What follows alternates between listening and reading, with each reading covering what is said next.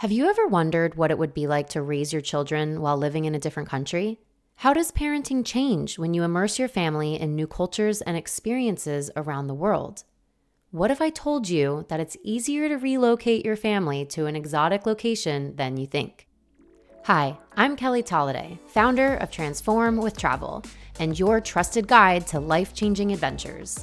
Here, we help you dream big, plan smarter, and embark on your next journey without stress or overwhelm. This isn't just about booking trips. It's about reimagining what's possible for yourself, one adventure at a time. Today, we're bringing you one step closer to your greatest travel dreams. So buckle up because we are about to take off. Hello, hola, bonjour to my friends around the world. If you are a parent on a mission to explore global living with your family, then this episode is for you. In today's episode, we'll chat with Elodie Ferchaud, the co-founder of Boundless Life, a unique approach to global living for families that's transforming the way we see parenting, education, and global living. After loving her first Boundless Life experience, she actually felt so compelled to contribute to its growth and impact, and this led her to take on a leadership role within the company and help shape the company's transformative mission. In this conversation, we dive into what it's like to live and parent across cultures, and we touch on the parenting differences between Japan, France, Sweden, and America, and Elodie explains from her experience what the benefits to traveling with kids are as a parent. So oftentimes we hear about the benefits for the children, but I think it's super important that we understand there are immense benefits for the parents as well. Elodie shares candidly and openly about her experiences with her 3 children living around the world. And there is just so much jam-packed value in this episode that I will not hold you back any further from listening. Later on in the show, I'm going to give a shout out to someone who left a review of the podcast recently, and I'm beyond grateful for each and every review you write. So I just want to say thank you so much for taking the time out of your busy day to 1, listen to the pod, and 2, for writing a review. And if you haven't yet, I'd love if you could spread some Christmas cheer by writing a review for the podcast, subscribing to the podcast, or maybe even sharing this episode with a friend who you think could benefit. Stay tuned at the end of the episode for all of that. All right, let's go. Hello to everyone listening today, and a special hello, hola, bonjour, good day, mate, to our community and our subscribers. Welcome to the Transform with Travel podcast, and a special welcome to Elodie Ferchaud, co-founder of Boundless Life. So awesome to have you here. Thank you so much for having me over. It's a pleasure. I'm a mother of 2. I know you're a mother of 3, and we both love to travel. So Boundless Life, I know we're going to get into it in a little bit, but Boundless Life is a dream of mine to participate in. And I just can't wait to deep dive into your own personal story and how you got involved with the program. And I'm particularly interested in hearing around your experience with the just differences in parenting across different cultures and the benefits of travel for the parents, not just for the kids. So I know you have a lot of thoughts around that. So I'm really excited. Yeah, it's an exciting topic. Yeah. I'm looking forward to delving into it. Amazing. And so before we begin, we like to play our Transform with Travel game. We play 2 Truths and a Lie Travel Edition. So are you ready to play? Yes, Okay. I guess. Go ahead. All right. So the first one, we're a family of 5, and we were born in 4 different countries. Okay. The second one, we all swim together with dolphin and whale sharks. Ooh. And the third one is that we traveled together to more than 30 countries. Oh my gosh. I feel like all of those could be true. Right? Well, I kind of know a little bit about your story. So I feel like the 4 countries being born across 4 countries might be true. And then, I'm going to go with the lie is 30 countries that you guys have traveled together. Yeah. Is it? Oh, wow. That's right. We haven't done that many countries because we've been rather voting for slow travel. So we're definitely not one of those families who have explored already all the continents and all the countries. But damn it, I thought I would win the game. That was a tough one because I feel like any of those could have felt true. So what are the 4 countries? I know your 2 oldest girls were born in Japan. And you're from France. So what are the other 2 countries? My partner is Swedish, and my youngest was born in the UK. Okay. Wow. So all different citizenships and then dual citizenships amongst everyone? Like, how does that work? Wish. It's a lot of I wish. paperwork. Well, Yeah, no, all the countries have different rules, right? So it's nationality by blood or nationality by the right of soil, basically. So in Mm, Japan, you need to have one parent who is Japanese. So unfortunately, the girls don't have the Japanese citizenship. And same thing with the UK. So no, everyone is actually French and Swedish. That's okay. it. It does make life a little easy on the paperwork end of things because I have dual citizen children, and man, there's always there's some deadline always that I'm forgetting a passport or citizenship paperwork or something. That's true. Yeah, that's true. Our next goal is my husband can apply for US citizenship this year. So I will be the only one in the family that does not own two passports. I got to work on that. That'll be my next bucket list item is get another passport.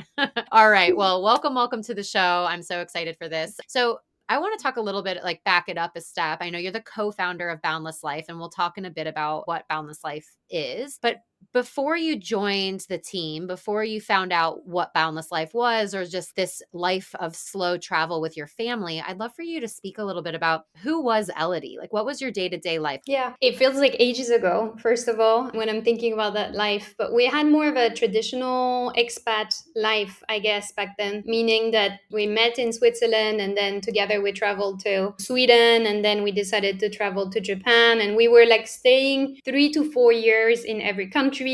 We kind of managed to have our careers working side by side, which was like not the easiest. But I think once you're clear on what you want to achieve and where you want to go, then the universe makes it happen in some way. And I worked in FMCG for a long time in branding for P&G and L'Oreal. Made it to Japan, which was like a really big and hard move, and I really had to make it happen. And then we decided to have children, and it was a little bit like, oh my god, what how is this going to play out? So we had our first daughter in Tokyo. It was really not the original plan. Like for us, we were in Sweden where you have like 480 days of mat leave, and we're like, Wow. no, we don't want to have children now.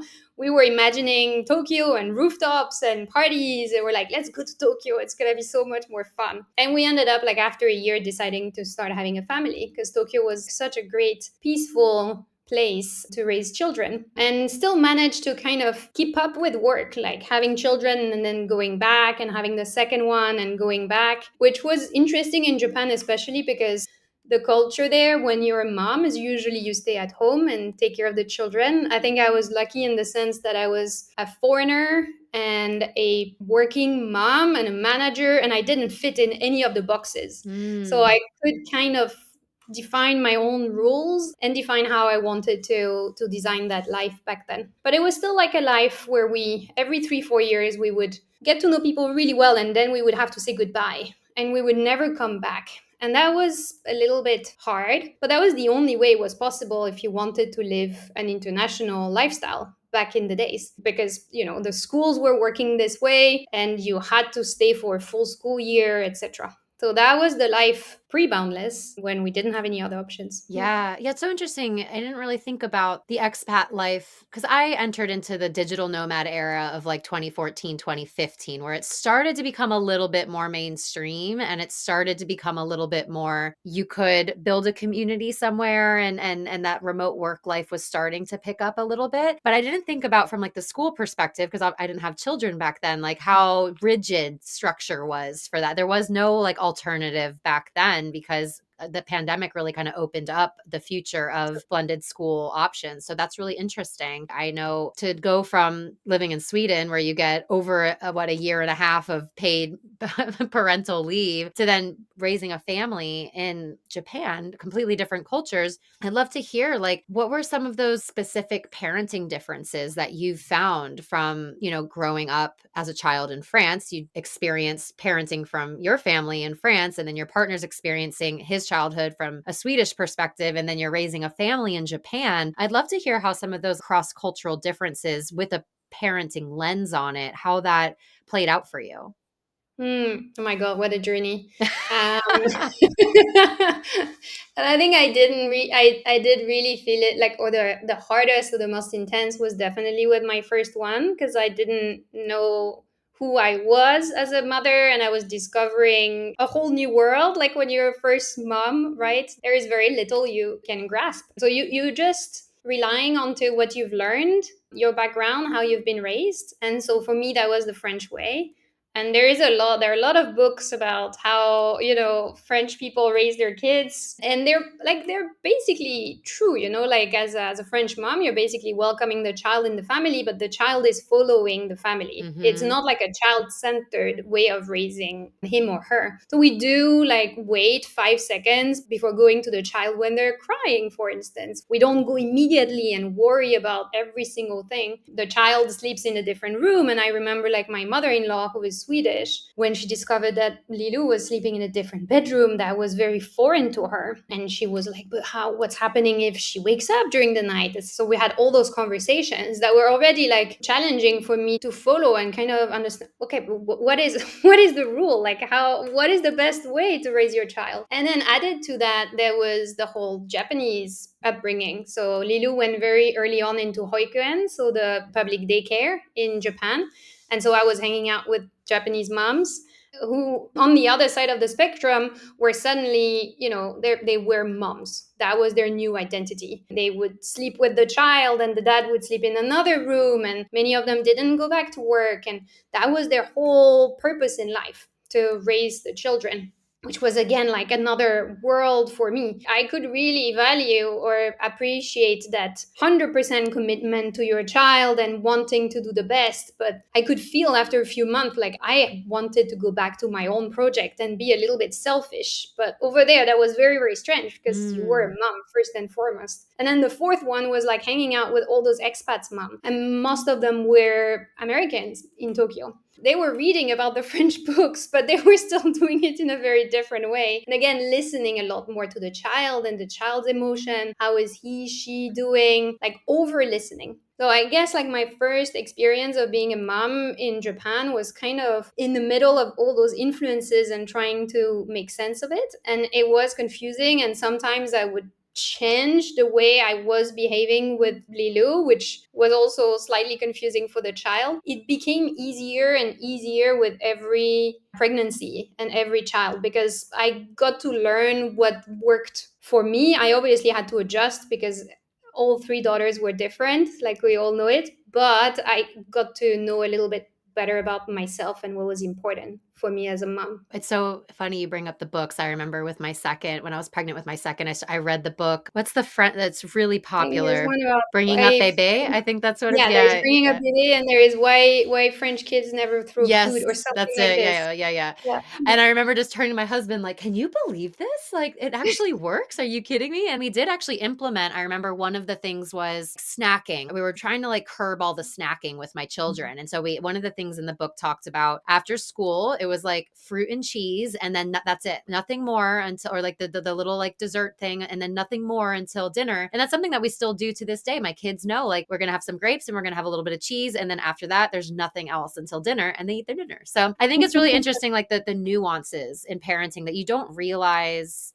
how much we internalize as kids that inform how we parent. So for you, it was Mhm. like with your Swedish mother-in-law, like I have that too with me and my Australian mother-in-law. There's not huge differences, but there's some things where I'm like, oh, that's really interesting. I would never in a million years think to do that, but it works, you know? So it's like taking the best of all of the things that you are learning as you go.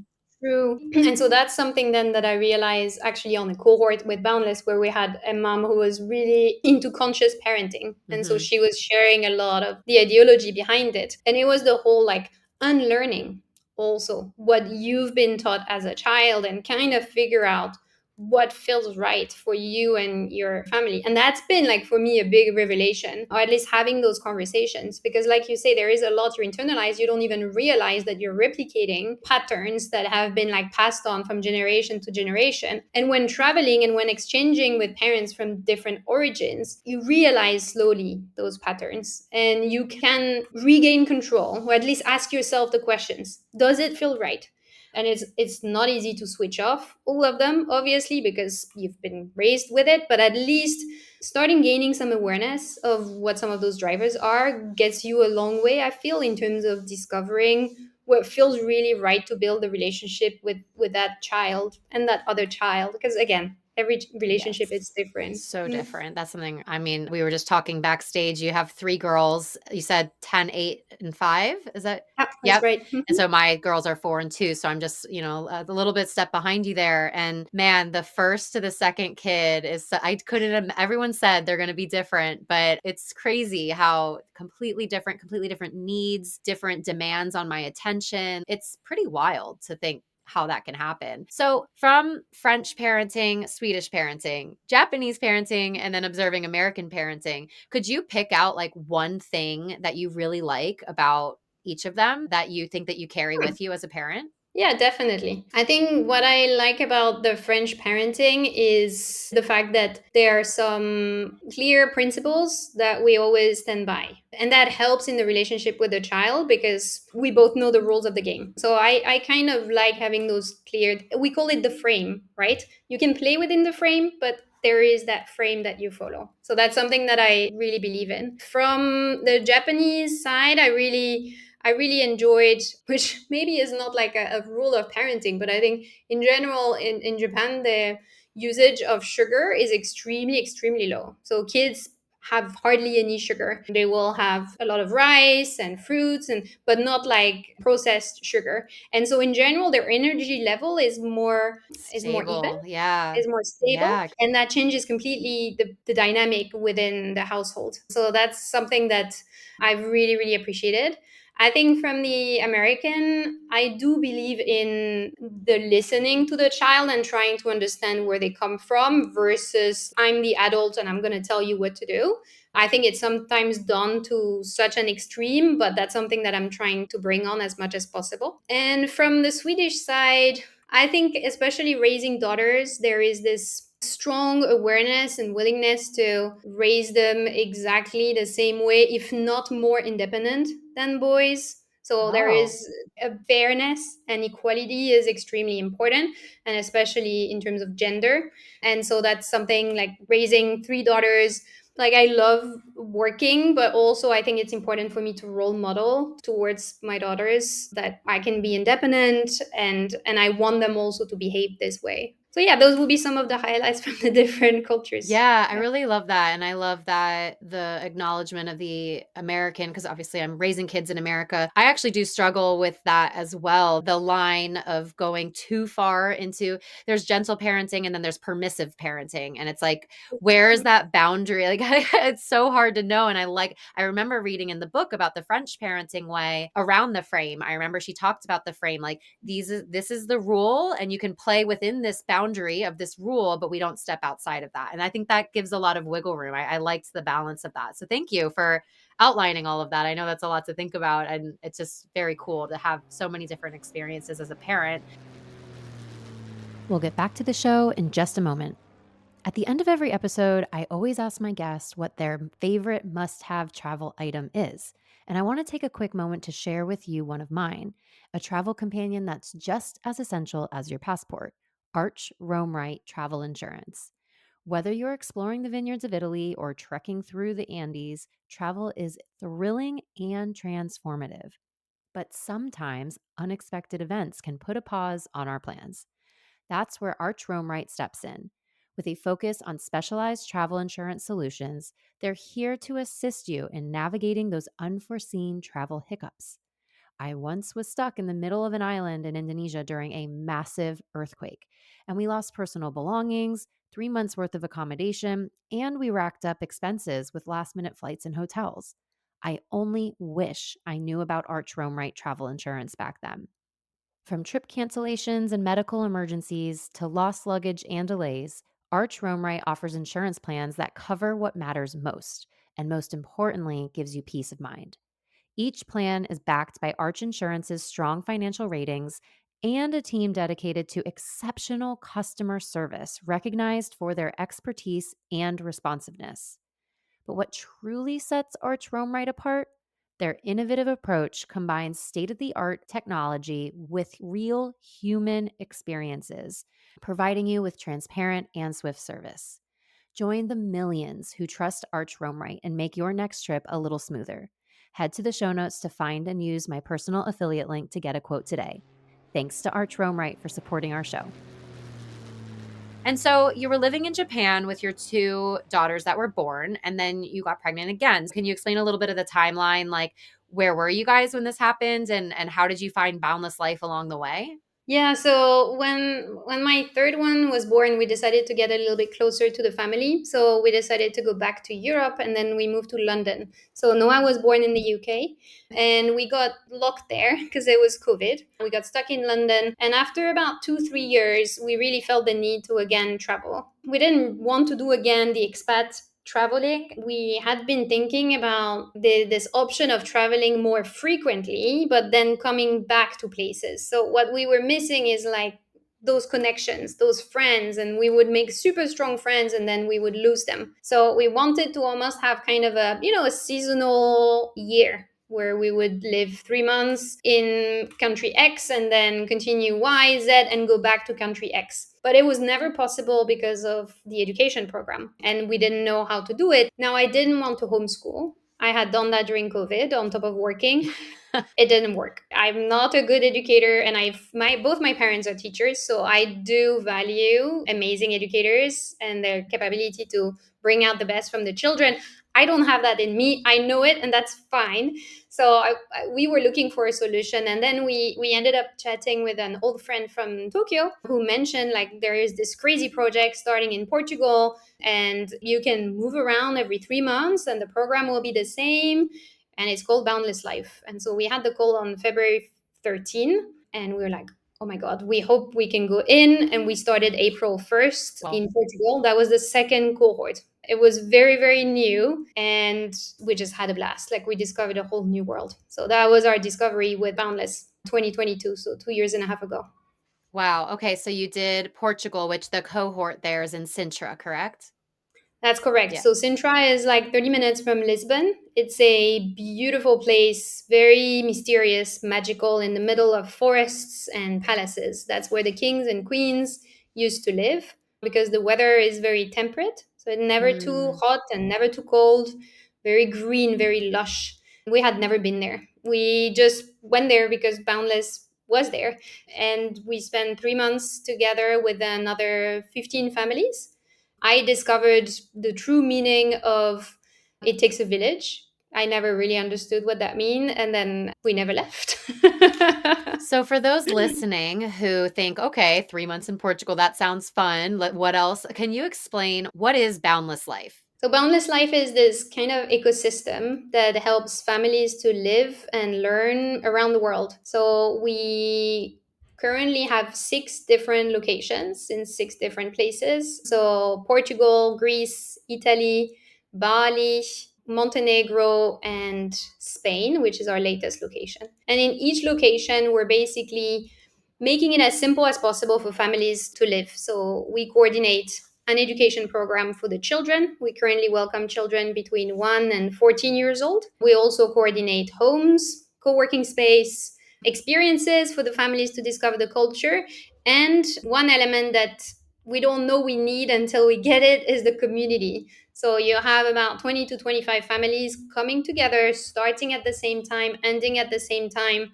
So yeah, I think that program, I remember when I think my cousin first sent it to me. She was on the podcast as well. She runs international walking tours. And I remember her sending it to me like, this is so up your alley. And I remember being like, oh my God, first of all, I have a bucket list of guests for the podcast where I'm like, Boundless Life, like top of the bucket list. I need to speak to them, but also bucket list experience for myself because I think especially if you are a person who has traveled quite a bit before, this notion of slow travel is very appealing to me, as well as it's really overwhelming as a parent to try to figure out, am I going to homeschool? Am I going to do virtual school? And like the US has a lot of virtual programs, but then you're on virtual, like you're on the US time zone. How do I find flexible schooling in that country? That is a really big fear or like almost concern that parents have. How do I continue to educate my children while on the road and it not be 100% on me to be the entertainer, the educator, the planner, all of Yeah. that. So that's Mhm. incredible that you guys were able to find that program through your friend in Tokyo. You also have done cohorts in Syros in Greece and also in Bali. Could you talk about what did those experiences bring to you, not just as a parent, but also as a woman, as a traveler? That's a great question. Every travel you make, you realize new little pieces of yourself that you had never discovered. You set yourself or you put yourself into new situations, you meet new people, you get exposed to new experiences, and suddenly they reveal or they make sense of things you felt but you couldn't really explain. And that's really what happened for me when I lived in Greece and in Bali. So we lived in Bali for 4 months and in Greece for I think 10 months. So we've done like Wow. 4 cohorts, not together but like separate ones. I think what I realized about myself is that I usually on an island, first of all, they're generally quite peaceful. The pace of life is slower. The importance of traditions is really, really high. People are very proud of their place, but also very welcoming. So usually they've had a lot of migration. They've had a lot of people coming in and out. So they're very used to foreigners and new influences. And that's what I like about islands. It's places who have a lot of soul, a lot of traditions, a lot of history, and I feel a sense of peace, inner peace. I think the blue is also the other thing. I've discovered that blue was my color, and just seeing it every day, not even going into the water, but just like the blue sky and the blue water is very soothing and very relaxing. So those are really like my happy places. And that's where we usually try to go back as much as possible. Generally, I think, yeah, through travel, you just discover or uncover who you really are. And that takes time and that takes like patience with yourself. But that's a beautiful journey. Yeah. Yeah, I love that experience, and also being able your kids to be able to experience that unraveling as well, getting to see different layers of you as their mother, which I think is really powerful. This is so true. So I had such a beautiful conversation with one mom that was in Italy, actually, so in another location. But she told me like I think Elodie, for the first time, my kids actually got to meet their mother. Oh, oh my God, I wanna cry. Um, Oh my God. but this is a conversation so suddenly, because of the community I think that we're creating, it leaves a lot more space for parents to actually get together, mothers to get together, couples to get together, and because just like everyone takes care of each other, so suddenly it leaves that time. And when you have more space for yourself, suddenly you can again rediscover who you are and share it with your children. You also become a little bit more like a child again. You know, you're breaking the mold, you're breaking the patterns, you're not on the wheel anymore, and suddenly you want to experiment as well. Like you rediscover that kind of energy and that spark for adventure, and that's fun, like for your children to see also that like craving for living. You feel so much more alive through traveling, and the children feel it. So the connections that you're building together with your children are much deeper. And that's something that we hear consistently from all the families doing the program, that living in the moment and removing a lot of the routine just helps you to connect on a deeper level. This episode is brought to you by Bite and Coffee. Many of you know that my husband is Australian and I lived in Oz for 5 years. I knew when I moved back home I would miss the incredible Australian cafe culture. And then lucky for me, Bite and Coffee opened in my own hometown.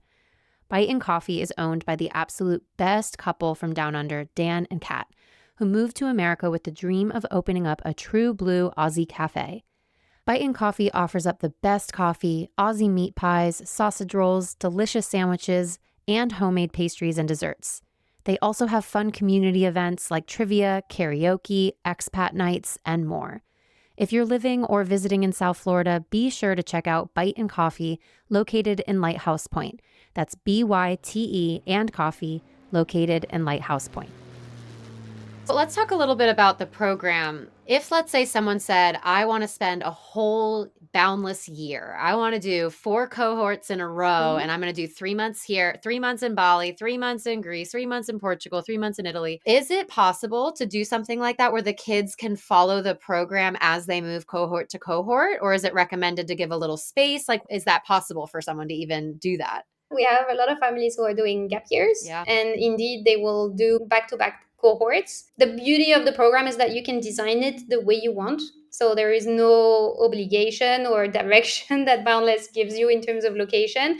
The only thing that you need to be aware of is obviously visas, if there Yeah. are any visa restrictions that you have. But for the children, it will be extremely seamless because The education centers look all the same from the inside. They're furnished the same way. They have the same structure. Oh, The wow. curriculum is the same. The educators are trained in the exact same way. So obviously, like there will be moments, culture time, that will be very, very different. So if you're in Bali, they will be learning about the Balinese traditions and culture. And in Greece, we'll be covering the Olympics and the mythology. But like in terms of program of the day and routines and again the look and feel, it will feel very familiar. And most likely the beauty of it is they will also meet friends. Yeah. So whenever we travel, the girls know like 5 6 kids in every location. We don't coordinate, but it always happens that, oh, we're gonna meet XYZ, and there is a lot of excitement to reconnect on another location. So the familiarity of the faces just helps a lot. We also have some educators who are traveling educators, so they also end up being like just meeting them again. So that helps really the transition for the children. Yeah, Um, I didn't think about how powerful that would be to have a similarly styled learning environment in each location for the child. It's like there's less of that uncertainty of where am I? They don't have to do that scanning the environment, figuring out where they need to be. They say, "Oh, I know this table. Oh, I know." Like that's really powerful that you guys thought to do that. That's Yeah, amazing. this is fundamental. That was part of the design from the very very early days. For the children, just entering a safe and cozy environment that they know is already a major step. We also make sure that before the children are coming in, we have an admission team, so they have what we call the 360. So we build their profile before arriving. We get to know them, what they like, what they don't like as a learner, and this is the information that flows to the local team before they get started. And then again, their profile, we move from one location to another. So already the educators will know a few little things about the children. So again, we're trying to reduce any adaptation time and any friction points during the transition from one location to Yeah, another. so smart. I love that. And so let's talk a little bit about this environment that they are learning in and also about this concept of multi age learning, right? So my daughter goes to a Reggio school here. It's an international school in South Florida, and they're multi age where it's not really based on, okay, you turned 3 at this date, now you move up, kind of like the class age batch learning that we have in the United States and a lot of other schooling around the world. They really base it on your development. And then when you get to elementary school, their school is first and second grades a little bit of a blend, third, fourth, fifth grade is a little bit of a blend. And it is wild trying to explain it to people that aren't used to kind of a multi-age learning environment. Mm. So from your perspective, how do you think a multi-age learning environment, like let's say a 9-year-old also learning alongside an 11-year-old or vice versa, like how do you think that fosters growth and resilience within our kids in comparison to the more traditional class age by school calendar learning? I think there are two main benefits of multi-age learning. The first one is that whether you're the youngest and then it kind of you're looking up to the oldest in the classroom, or whether you're the oldest and then you're kind of teaching back, which is a great way to basically internalize knowledge. Like when you pass it on, you know that the kid has really acquired those skills. In terms of skill building, that's the number one benefit. The other core benefit of multi-age learning is also that you don't limit the children in terms of learning potential. I mean, all the children will have different skill sets depending on the different areas, right? So we work bi-weekly modules, so they change every 2 weeks their focus area, and we kind of assess where they're at on the different topics. In a traditional system, everyone learns the same thing at the same time because we're all programmed in the same way. The Exactly. reality is some children are just like much more comfortable with some topics, are so hungry for so more. And that's what multi-age learning give them the option to. It's kind of going as far as they want. And on some other topics, the same children will need more time to really make sure they understand the basics. And that's something that is accepted in that approach. So there is no feeling of feeling also like guilty or you're behind or anything. It's just like an individual tailored approach where just you're progressing at different paces depending on the different areas, and it's all about the growth mindset. Like that's what we focus on in our education centers, is really teaching the children also to approach the learning process with that growth mindset. So understanding when they feel frustrated about things, how to manage the emotions, how to work together collaboratively to work through it. Like this is a very important area as well. So we're more talking about holistic child development rather just than the very academic part of it. Yeah, and I think that's so powerful that they're learning that in real time while they're in different cultures and out of their comfort zones as well, and watching their parents being out of their comfort zones and learning all of this growth mindset. I talk a lot on the podcast about what is a traveler mindset and how can we apply all of the benefits of how we grow our minds and our mindsets through travel and applying that back at home. So I really love that that's something that is ingrained, that a growth mindset is even a term that you're using in a schooling environment is incredible. I love that you're talking also about the growth mindset for the parents. I think it's very powerful for the children to see and hear it also from their parents. Just knowing that you're always growing, you're always learning, and that through travel, you will put yourself through challenging situations and you will learn. Even mommy will like discover new areas where, she's struggling. And it's okay to talk about it with the children. I think when you're traveling, you're a lot more open and transparent as a family.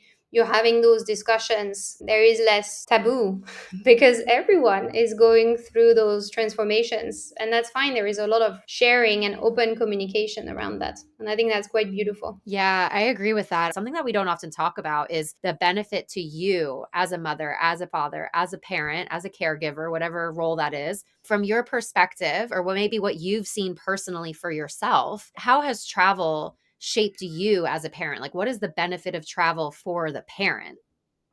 That's a great question. I think the biggest one has been really to stop, to pause, and to reflect more regularly on my relationship with my daughters and how we raise also the kids with my husband. I do remember like when we were, when we were living in big city and we had this very established life, like the routine settles. And so you don't as often take the time to reflect on it. You trust a lot more the system around you and what you've set up. So when you're traveling, you're going out of your comfort zone and you're really very regularly taking a pulse, kind of checking how everyone is doing. You're so much more intentional in the relationship with your children and how you're communicating about the different experiences, what's going to happen. There is so much more time spent in building the relationship and understanding where everyone is at and listening, intentionally listening how everyone is doing. And I think that makes a major difference for the children in general to really feel like the parents are present and set so much intention in how they're raising the family. So that's been for me like one of the biggest one. The other one is just a lot more sharing of experiences. I think people are quite vulnerable in a good way when they're traveling. They want to change, they want to design the life the way they want. And in that sense, they're also a lot more ready to exchange and again talk about things that are sometimes not easy, not comfortable, about their doubts, about what they don't know. They're questioning things. And that's a very positive environment when people just accept that they don't know and they're just asking the questions. I think that's the kind of environment also we want our children to grow up, not in an environment that pretends knowing everything, but more an environment where you're asking the right questions. So those have been for me like the two main benefits, yeah, of traveling. I also Yeah. really loved when you mentioned when you have the foundations in place, you don't question things as much. You trust that foundation, which is important for like a level sense of safety in your body and your relationship, but also you get complacent and you might not be asking the harder questions of how can I grow? How can my partner grow? How can my family grow? So I think all of those pieces are just like such a integral part of the puzzle of like a well-rounded experience as a parent. And I say all of that because we don't place as much importance on the benefit of travel for the parent as we do for the child. So I do hope anyone who's listening just puts themselves as just as much of an importance level of growth as they do for their child. And that's something that I think Boundless Life can do because of the community that you guys offer.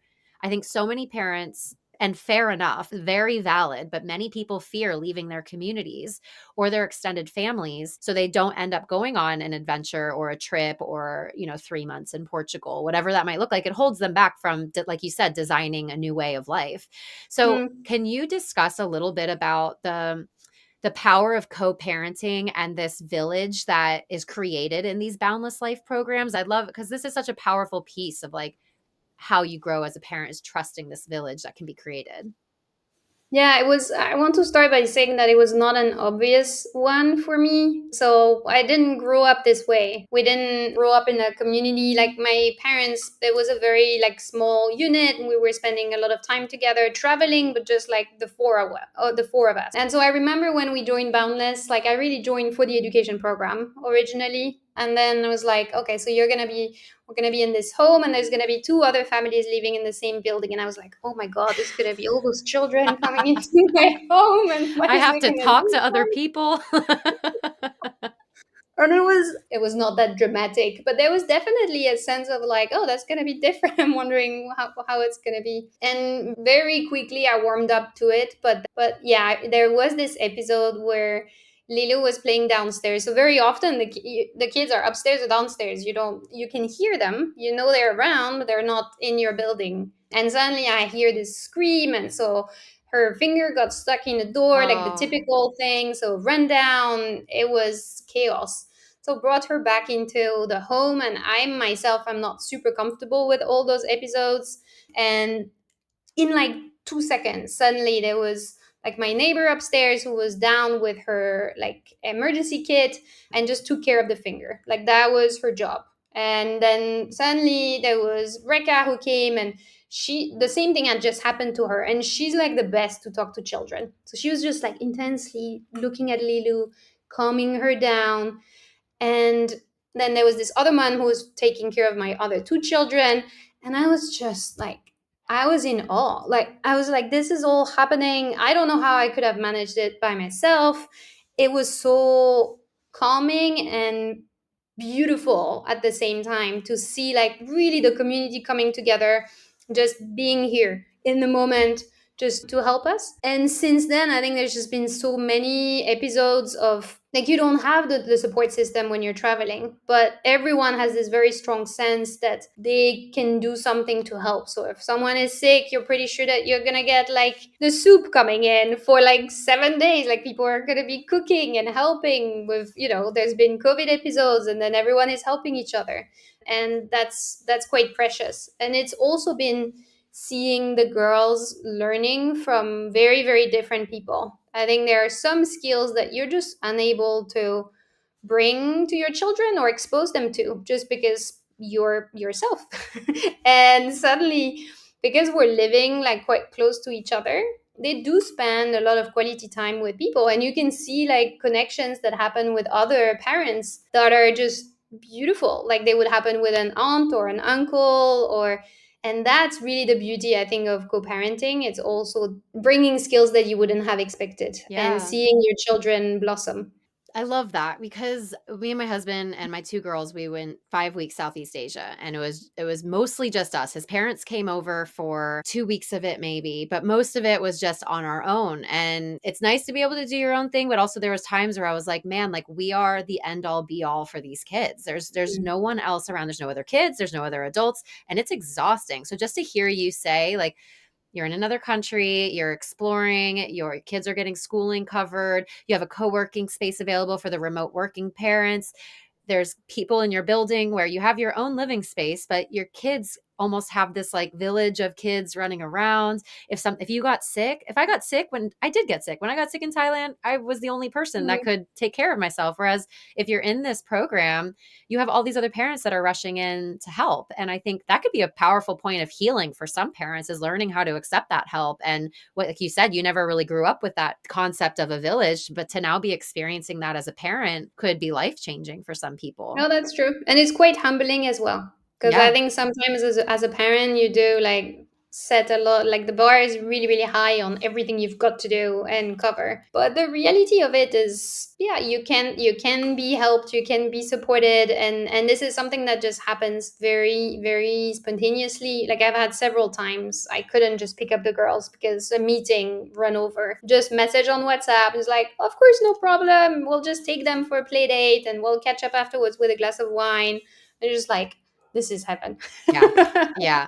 So we did skip over a little piece of the puzzle here where you loved Boundless Life so much that you joined the team, right? Yeah, it was very, very lucky. It was very, very lucky. It was very serendipitous. I very quickly felt like I could help or had a lot of ideas.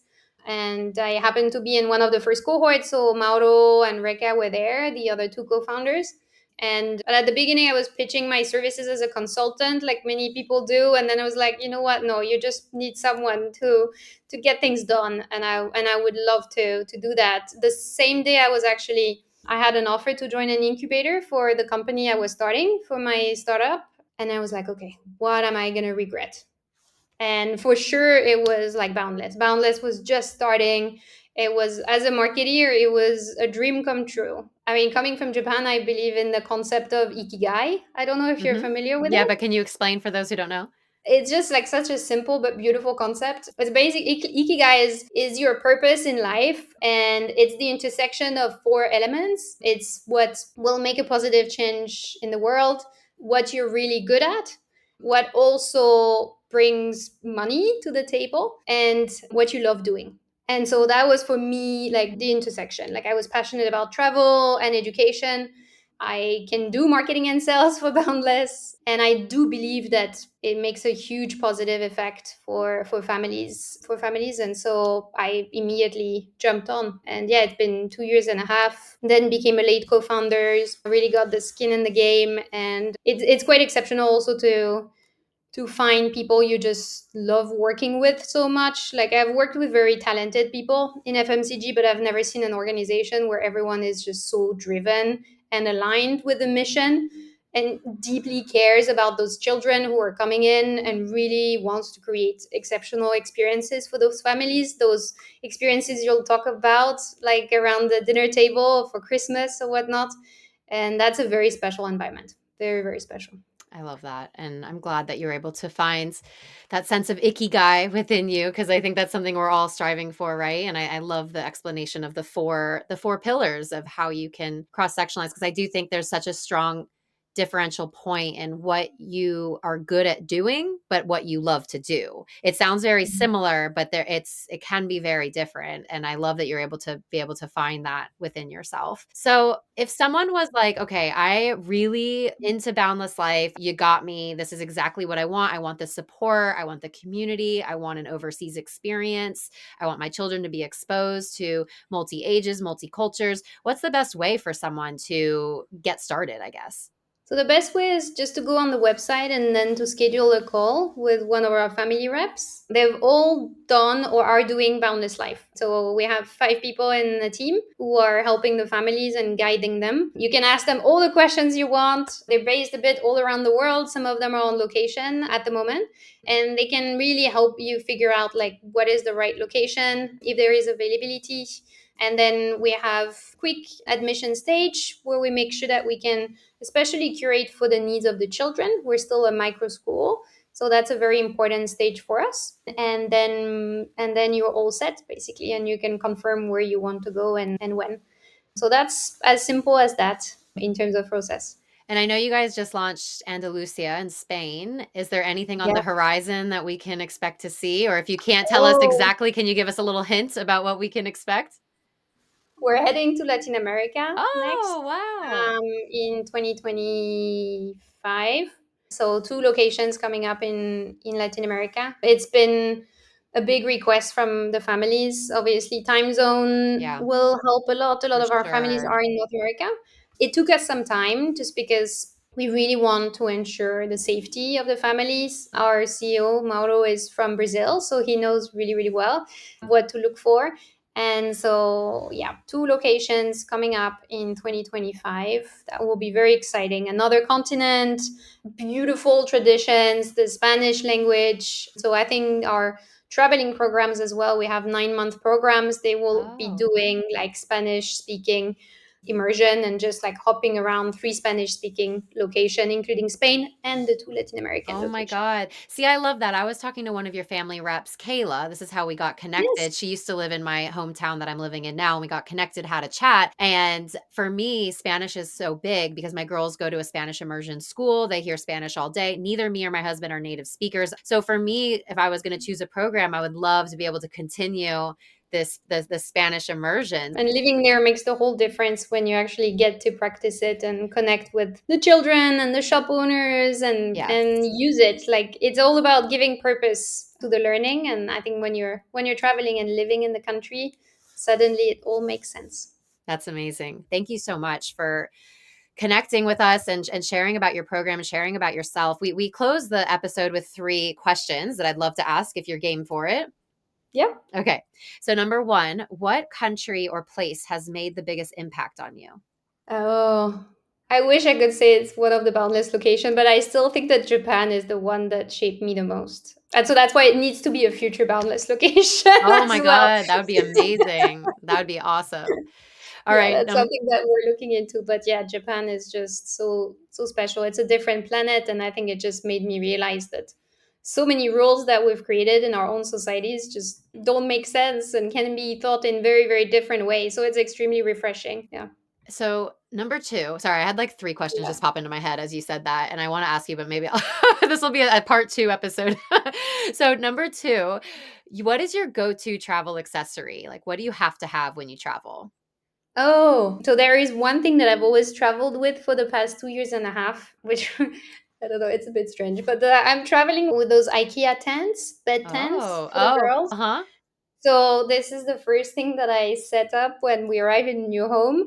I don't know if you're familiar, but they're very silly plastic like tents, and each daughter has their color. And very quickly, suddenly, it makes them feel like it's their bedroom because that's their bed, right? Like there is the pink tent and the green tent and the blue tent, and so that's I guess, my travel accessory. Oh my Yeah, God, they're I've very never heard of those compact. before. I love Yeah, that. very cheap, very compact, and they suddenly make you feel like home. Yeah, like it's their own little space. I love that. Exactly. Okay, number 3, last one. What's the biggest life lesson you've learned while traveling? Oh, biggest life lesson. I guess that planning is overrated. When you're traveling and you're able to be spontaneous, suddenly that's when the most beautiful moments usually occur. That's been like the best encounter, the unexpected. You just need to make the space for it. So I used to be a hyper planner in my previous life, and now I'm learning. It's not easy. I'm learning to let go and to sometimes, yeah, not plan. That was my biggest learning when I decided to go for a sabbatical pre-boundless. It was I listened to a podcast, and I don't remember the name, but the key thing was like, do not plan for more than 24 hours. Ooh. And I'm like, I can't do that. You're And like I getting tried. itchy. Exactly. Like, what am I going to do tomorrow? And so, yeah, I just went for a walk and then I decided to stop at the cafe. And I remember I had like the most amazing discussion about that book that I was reading with the waiter. That would never have happened in another life because I didn't set myself for that moment, or I was not open to receive that moment. So, yeah, I think that would be my biggest lesson through traveling. Yeah. Again, still working on it. Yeah, the planning thing is tough. I mean, I'm literally a travel advisor and planner. Like I plan people's trips, but I always like to remind myself, and especially for my own trips too, I like a loose plan, but I love leaving Yeah, days where because you're gonna talk like you're gonna exactly. talk to your barista, you're gonna talk to your waiter. They're gonna say, "Oh no, don't do that. The thing on that's on the main tourist strip there. Go to this place." And if you've already had everything Mhm. booked and planned solid, you're not leaving a lot of space to breathe, to decide on the day how you feel. Do you even want to It go on feels that right. sailboat trip? Like, how are your kids doing? Adding kids to the mix definitely helps you slow down a bit when you travel. But So true. I've really So enjoyed as you were talking just then, I've had like 3 or 4 more questions pop into my head. So we're going to have a part 2 episode later down the track. yay. Maybe when you guys launch your Latin America countries, you can come back on and we can talk about that because it's Sounds good. all the logistics of the program. I'm super interested in learning. Thank you so much. For those who want to connect with either you or Boundless Life as the brand, what's the best way for them to reach out? The easiest will be to come on our website. So it's boundless.life, and that's where you'll be able to like schedule a call. You can also find us on Instagram, is the Boundless Life account. And there will be a lot of like good inspiration from other families on how that works. And here again, you can engage with us.